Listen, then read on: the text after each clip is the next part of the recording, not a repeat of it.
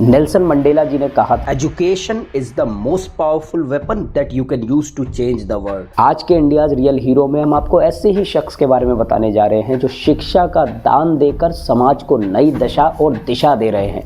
और शिक्षा भी ऐसी वैसी नहीं, रोजगार परक शिक्षा, और रोजगार भी ऐसा वैसा नहीं, एक परमानेंट गवर्नमेंट जॉब। उनके काम से प्रभावित होकर के प्रधानमंत्री मोदी जी ने भी उन्हें मिलने के लिए बुलाया और चाय पर चर्चा की। और इतना ही नहीं, उत्तर प्रदेश के मुख्यमंत्री योगी जी ने भी उन्हें संवाद कार्यक्रमों में आमंत्रित किया। वो पेशे से बैंकर हैं पर जुनून से एक शिक्षक हैं। नमस्कार, मैं हूं सागर गुजराती और आप देख रहे हैं इंडियाज रियल हीरोज की हमारी ये सीरीज का दूसरा पार्ट है। पहला पार्ट देखने के लिए आप हमारी पुरानी वीडियोस देख सकते हैं। सब्सक्राइब बिल्कुल फ्री है और ये आपके आशीर्वाद की तरह हमारा हौसला बढ़ाएगा। तो आज की कहानी है अलीगढ़ के अतुल सिंह जी की, जिन्होंने अपने पिता के जीवन से प्रेरणा लेकर के अविरल धारा नाम की कोचिंग शुरू की, जहां गरीब बच्चों को सरकारी सेवाओं में जाने के लिए मुफ्त में तैयारी कराई जाती है। उनके पढ़ाए हुए 150 से ज़्यादा बच्चे अब तक अलग अलग सरकारी डिपार्टमेंट्स पे सेलेक्ट हो चुके हैं, जैसे LIC, FCI, सरकारी बैंक, यूपी पुलिस और भी कई।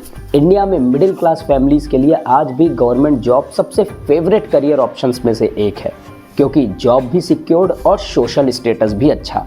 लेकिन कठिन कंपटीशन के चलते कई बार इन एग्जाम्स को क्रैक करने के लिए कोचिंग की ज़रूरत होती है और कई बच्चे टैलेंटेड होने के बावजूद धन के अभाव में कोचिंग अफोर्ड नहीं कर पाते। अतुल सिंह जी ऐसे ही बच्चों के जीवन में शिक्षा का नया उजाला लेकर के आए। दरअसल हुआ यूं, अतुल के पिता उत्तर प्रदेश पुलिस में सब इंस्पेक्टर के रूप में कार्यरत थे। मात्र 28 साल की अल्पायु में बदमाशों से मुठभेड़ करते हुए वो शहीद हो गए। अतुल बताते हैं कि उनके पिता का एक सपना था कि गरीब बच्चों की पढ़ाई के लिए कुछ किया जाए, ताकि कोई भी समाज में शिक्षा से वंचित न रहे, क्योंकि अगर कोई शिक्षित होगा तो वो समाज को आगे ले जाएगा, देश को आगे ले जाएगा। अतुल अपने पिता की मौत के वक्त सिर्फ 5 वर्ष की उम्र के थे, लेकिन उनकी पिता के आंखों का ये सपना उनकी आंखों में भी पल रहा था। अमीर कजलबाश जी का एक शेर है, मेरे जुनून का नतीजा जरूर निकलेगा, इस स्याह समंदर से नूर निकलेगा। और अतुल के जुनून ने उनके पिता के सपने को पूरा किया। शिक्षा पूरी करने के बाद अतुल खुद सरकारी बैंक में चयनित हुए। अक्सर इस तरह की नौकरियां लोगों के लिए मंजिल होती हैं,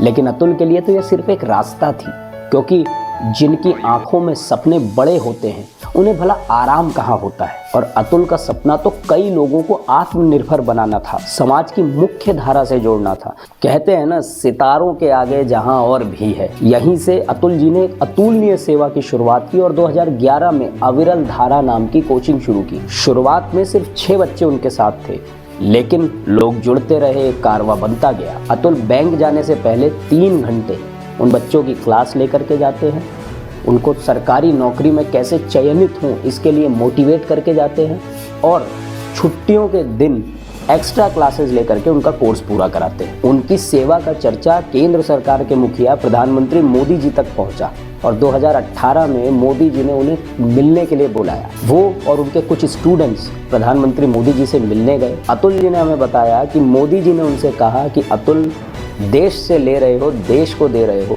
ये सिलसिला हमेशा अविरल रखना। अतुल जी को उनके इस नेक काम के लिए कई जगह सम्मानित किया गया है, लेकिन उनके असली पुरस्कार तो वो बच्चे हैं जो उनके यहाँ से पढ़ करके सरकारी नौकरी में चयनित हुए हैं, और ये सिलसिला अनवरत जारी है। अतुल से हमने पूछा कि बैंक की हेक्टिक नौकरी और इस समाज सेवा के बीच में संतुलन कैसे बनाते हैं, तो उन्होंने कहा कि ये सेवा, ये लोगों को पढ़ाना, मुफ्त में शिक्षा देना, ये तो मेरे लिए आनंद का विषय है। और व्यक्ति कितना भी व्यस्त क्यों ना हो, लेकिन अपने आनंद के विषय को वो हमेशा बहुत प्यार से करता है। इंडिया के इस रियल हीरो के जज्बे को हम सलाम करते हैं। अगर आपके पास भी ऐसी कोई कहानी है इंडिया के किसी भी रियल हीरो की, तो आप हमें इस ईमेल एड्रेस पर मेल कर सकते हैं। साथ ही आपसे गुजारिश है कि वीडियो अच्छा लगा हो तो इसे लोगों के साथ शेयर करें और इंडिया के इस रियल हीरो को इंडिया के कोने कोने तक पहुँचाएं। धन्यवाद। हम फिर मिलेंगे इंडिया के किसी रियल हीरो की कोई कहानी लेकर के। तब तक के लिए धन्यवाद।